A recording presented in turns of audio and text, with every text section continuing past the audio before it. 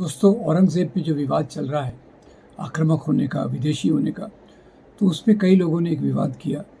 कई लोगों ने कहा कि भाई बाबर को जिसने भारत बुलाया था, उसमें एक तो राणा सांगा भी थे। अब अगर आप बाबर के औलादों को इस प्रकार से अपमान करते हो, तो फिर राणा सांगा की औलाद पे भी करना चाहिए। तो ये बात जब समाजवादी पार्टी के एक नेता ने कहा, तो करणी सेना बहुत आक्रामक हो गई और करणी सेना ने कई प्रकार के प्रदर्शन और इन पर हमलों की बात की है।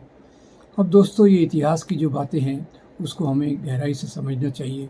करणी सेना पहले भी हरकत में आई थी, जब पद्मावती नाम की फ़िल्म आने वाली थी और उन्होंने विरोध करके ये कहा कि ये हमारी रानी का अपमान है।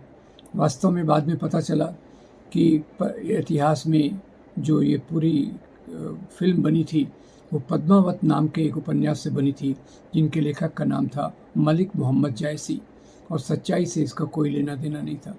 इसी प्रकार आज भी हम इतिहास के गड़े मुर्दे उखाड़ने में जो लगे हैं, वो हमारे देश के लिए, देश के भविष्य के लिए अच्छा नहीं है।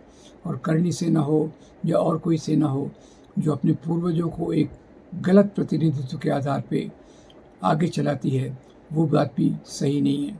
ये बात ऐतिहासिक तथ्य है कि जब बाबर काबुल के आसपास था, तब उसको एक तरफ से राणा सांगा ने और दूसरी तरफ से दौलत लोधी ने उनको अपने दूत भेजे थे और कहा था कि आप भारत में आके इब्राहिम लोधी के खिलाफ लड़िए।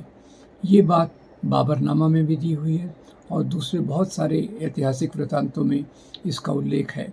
तो इसको इस प्रकार से लेना, ये मेरे ख्याल से पूरी तौर से अनुचित है और ये इतिहास का राजनीति में दुरुपयोग है। धन्यवाद।